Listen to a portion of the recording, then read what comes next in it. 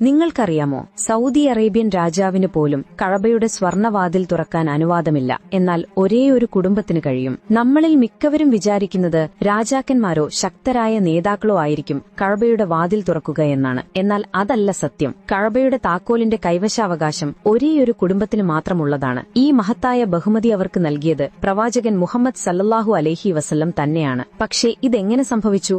ഇസ്ലാം ശക്തമാകുന്നതിനു മുൻപ് കഅബയുടെ താക്കോൽ ഉസ്മാൻ ഇബ്നു തൽഹ എന്നൊരാളുടെ പക്കലായിരുന്നു. ഒരു ദിവസം പ്രവാചകൻ സല്ലല്ലാഹു അലൈഹി വസല്ലം കഅബയിൽ പ്രവേശിച്ച് നമസ്കരിക്കാൻ അനുവാദം ചോദിച്ചു. എന്നാൽ ഉസ്മാൻ വിസമ്മതിച്ചു. വാതിലടച്ചുകൊണ്ട് പറയുകയും ചെയ്തു, താങ്കൾ ഒരു പ്രവാചകനാണെന്ന് ഞാൻ വിശ്വസിച്ചിരുന്നുവെങ്കിൽ താങ്കളെ ഞാൻ തടയുമായിരുന്നില്ല. പ്രവാചകൻ സല്ലല്ലാഹു അലൈഹി വസല്ലം കോപിച്ചില്ല. പകരം അദ്ദേഹം ശാന്തമായി പറഞ്ഞു, ഒരു ദിവസം വരും, ഈ താക്കോൽ നിങ്ങളുടെ കൈകളിലായിരിക്കും. അന്ന് നിങ്ങൾ എന്നെ തടയില്ല. വർഷങ്ങൾ കടന്നുപോയി. മക്ക വിജയ സമയത്ത് കഅബയുടെ താക്കോൽ പ്രവാചകൻ സല്ലല്ലാഹു അലൈഹി വസല്ലമയുടെ അടുക്കൽ കൊണ്ടുവന്നു. എല്ലാവരും കരുതിയത് അദ്ദേഹം താക്കോൽ ഖുറൈശികളിലെ പ്രമുഖർക്കോ അല്ലെങ്കിൽ തന്റെ സ്വന്തം കുടുംബത്തിനോ നൽകുമെന്നാണ്. പക്ഷേ എല്ലാവരെയും അത്ഭുതപ്പെടുത്തിക്കൊണ്ട് പ്രവാചകൻ സല്ലല്ലാഹു അലൈഹി വസല്ലം വിളിച്ചത് ഉസ്മാൻ ഇബ്നു തൽഹയെയായിരുന്നു. ഒരിക്കൽ അദ്ദേഹത്തെ തടഞ്ഞ അതേ മനുഷ്യനെ. എന്നിട്ട് താക്കോൽ അദ്ദേഹത്തിന് തിരികെ നൽകുകയും ശേഷം അദ്ദേഹത്തോട് പറഞ്ഞു, ഓ ബനു ഷൈബ, ഈ താക്കോൽ സ്വീകരിക്കുക.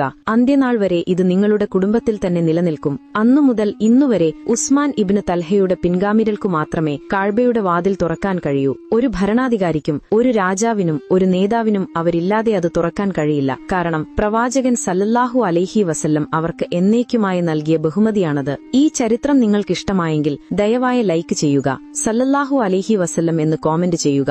ചാനൽ സബ്സ്ക്രൈബ് ചെയ്യാനും മറക്കരുത്.